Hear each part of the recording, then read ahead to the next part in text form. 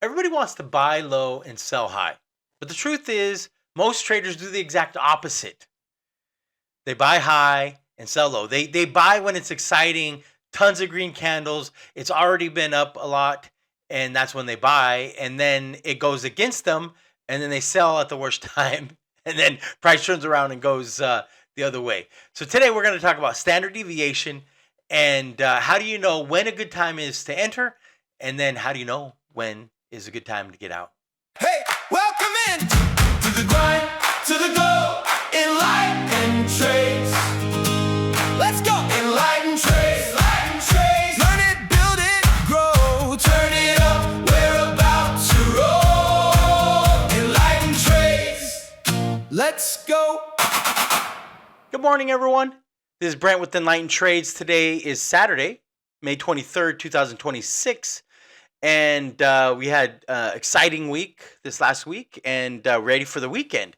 Long weekend here. Here in the United States, we have Memorial Day coming up on Monday. And I'd like to thank all those who have served in the armed forces. Thank you for your service. And let's get right into it. A lot to cover today. I'm going to try to keep it as short as I can. So I'm going to talk fast so you listen fast. Okay? What I want to show you today is, so on Campbell's soup, we had a trigger alert today, and I'm just gonna walk you through the process of how I use standard deviations, the power of standard deviations. It's a great tool to use. Okay, so I'll talk you through the process, and then show you the actual trigger, and then very quickly, I'll touch on crypto and the overall market, and we'll leave it there. Okay. So you can do this with any stock, all right? And this will show you the power of standard deviation and how accurate it is. Okay, so as an example, for the Campbell's company, this is the stock we're talking about today. I went to the all-time high. This is back in 2016, July of 2016. Okay. So you go to the all-time high. I mean, you could take any high, and usually it's within a quarter. That's usually what I as you know, I do the quarterly model, and I always, focus on the quarterly highs and lows of every quarter. Okay. So as an example, we went to the all-time high. Okay. I pulled a fib, a standard deviation fib from the high. And then what you do is you go from the high and then you go to the next or the first swing low. Okay. And a swing low is when there's, the close of a candle. You have a low, to the right of it is a higher low, and to the left of it is a higher low. Right. And so here's the high. Let's look at the closes, right? Or the not the closes, but the lowest point of each candle. So we have low, low, lower low, and lower low here. But here we have a higher low, right? So this is called the swing low. So I went from the high to the swing low. I pull the standard deviation. I mark off the 2 to 2.5 deviation, and I mark off the 4 to 5 deviation. So 2 to 2.5, 4 to 5 standard deviations, okay? Along with that, when we get to the 4, I go back and I look for some kind of monthly order block. So I go to the monthly chart, and I'll go, I could do that really quick, and I will look for some kind of order block. Oops. It's actually over here.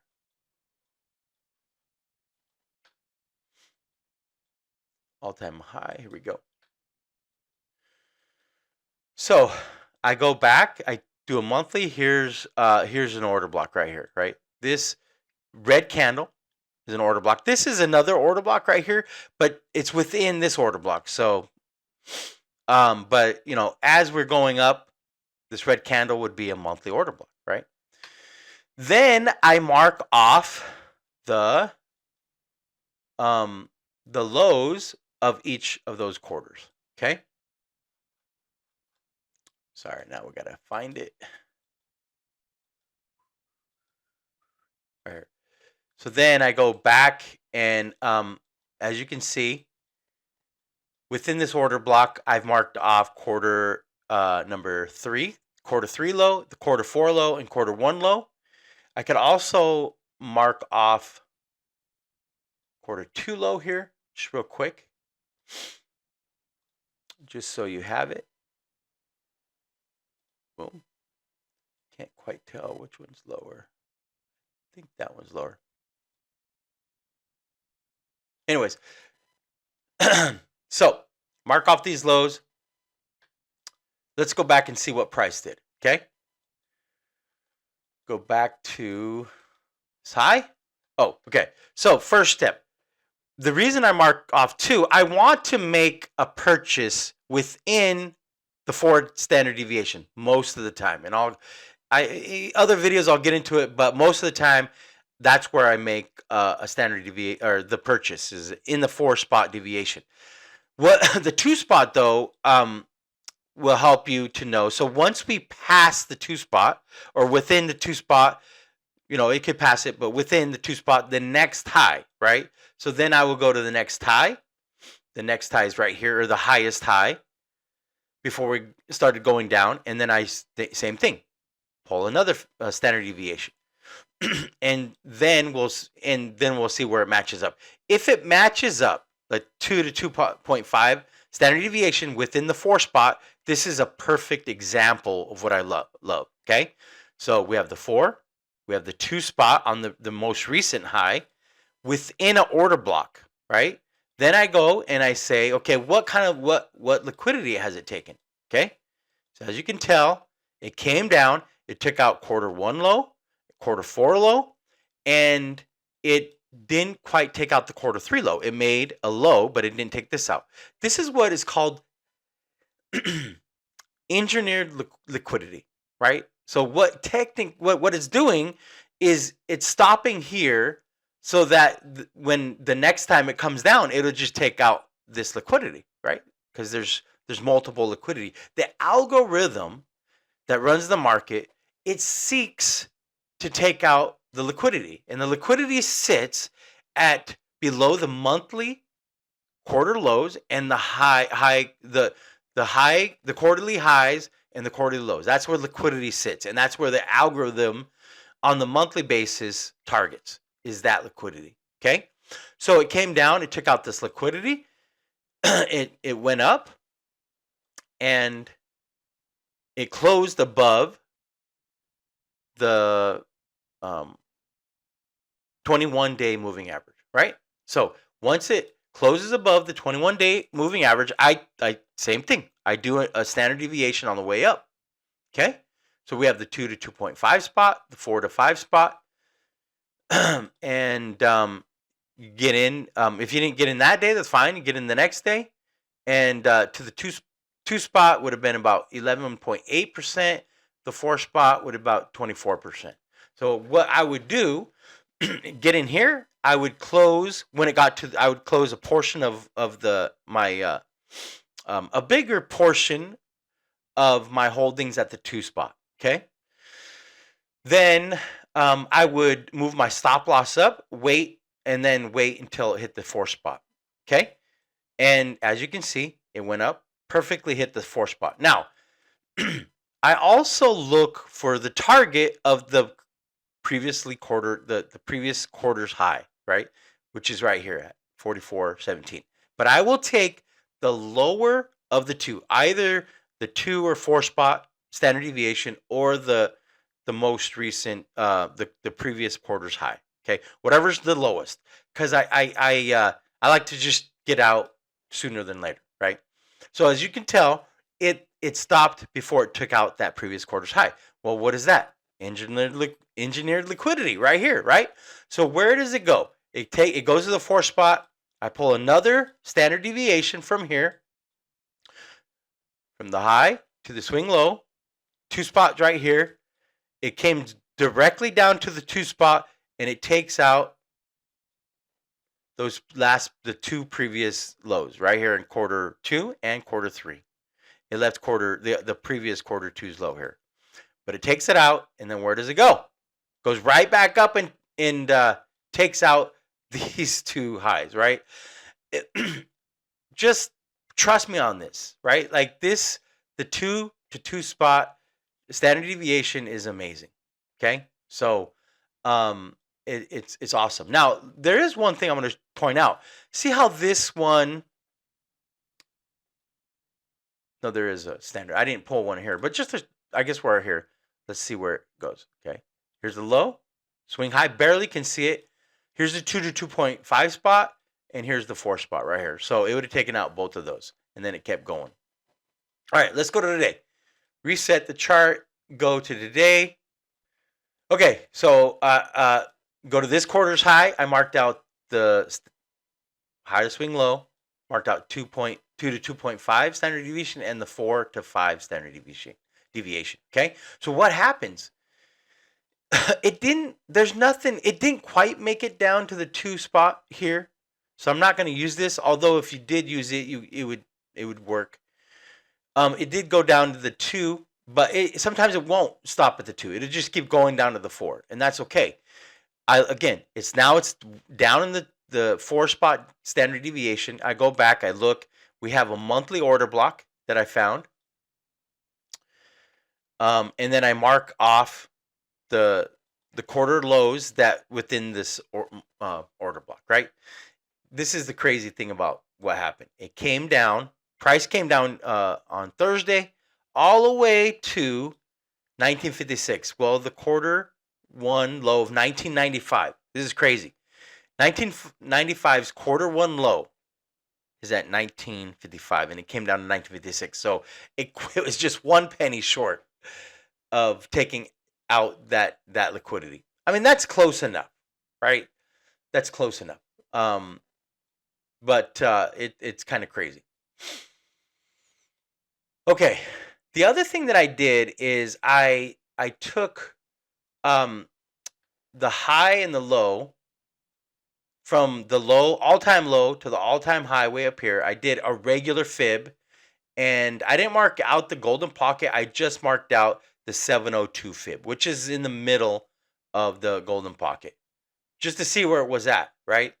And the 702 fib is right here. So we're below the 702 fib. We've taken all this liquidity out within the order block and the 4 spot standard deviation. Came up yesterday, and it closed above the 21-day moving average. So I purchased some Campbells yesterday. CPB, purchased some Campbells. This is my cost basis. As you can see, it's right here at 20. It's at 20.59. Okay. My targets. So then I do a standard deviation from the low to the swing high. Mark out the 2 spot is at 23.95, and the 4 spot is at 26.88. Right. So if we pull from here, that's 16% and about 30%. Anyways, so let's go to this on Thinkorswim. This shows you just a little other things why I like this trade. I might be a little early, and I'll show you why. But this is on the weekly chart. We've been going down on price on the weekly chart, but the RSI has been going up. This is a divergence on the RSI and price, and that is a sign that we are turning around. On the MACD, this is why I say I'm maybe just a little early, because on the MACD, I would like to see this cross above. I would like to get closer to the 0 line. And I also would like to see just more money coming in on the stock. We are slightly above the last, so as you see prices going down, we are slightly above. So at least money is maintaining here. And at least for this week, we've been seeing it going up. So I'd like to see the little more money here, MACD a little closer, but I think it's looking good. Okay. All right. Let's go back here real quick. I'm just going to touch on Bitcoin. So again, on Bitcoin, let's go to this chart. Sorry. My targets have not changed. Still looking for the top of the golden pocket here at 67,800 at a minimum. And then the 2 spot, right? 2 spot standard deviation is right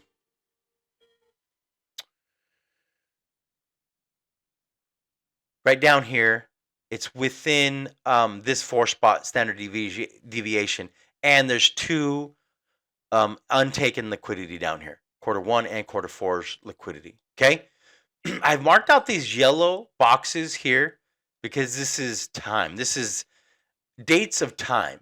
So I believe, this is at least my belief, not financial advice, but I believe that price, we'll have some kind of bottom within this time frame. The last week of May into the first week of June, somewhere around the last few days of May to the first week of June is where I'm going to call a bottom. Wherever we're at, we could be down here, we could be up here. It doesn't matter.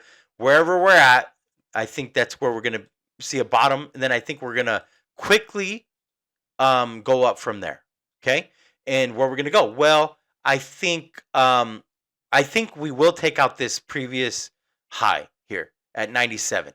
Okay, so that quarter's high.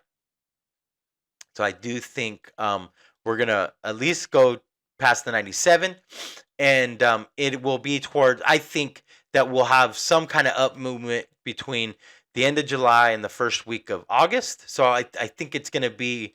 I think June and July are gonna be awesome for crypto. Okay. Now this is not financial advice. I'm just telling you. Don't wait. It might never get down here, right? If you are interested in getting into crypto, again, not financial advice. My bags are full, and I have what I want, but I do have buy orders down here. Just if it swipes down there, great. My biggest holding is in XRP, and we'll talk about that shortly. The 2 spot here is at 1966 for Ethereum. The 4 spot is at 1692. Let's go to XRP. Again, same thing as last week. I covered this last week. We have a low at 111.88. The 2 spot is at 107. The 4 spot is at 96. I do think that there's a possibility we could swipe down to the 96.68 level, 96.65 on the 4 spot. I do have some buy orders here, and excited. Let it swipe down. Let's take them out, and then let's go off to the races. How about that? Quick thing on the Nasdaq. Let's go to the 4-hour. On the 4-hour. So the Nasdaq, we had a green candle here. On the ES, we had a red candle. So another precision swing point on both the NQ and ES. I kind of do expect that one of these next week, if they both take out this high, then we're most likely seeing higher prices. Okay, if only one takes out the high and the other doesn't, then good possibility that we will have a correction. Okay, going forward. YM had new highs. It's at all-time highs. But that's it. That's all that I had today. 20 minutes.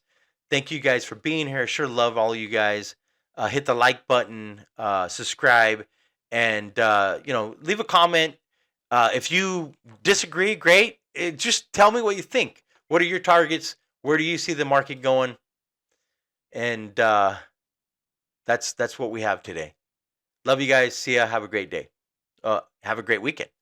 Bye. This has been a production of Enlightened Trades.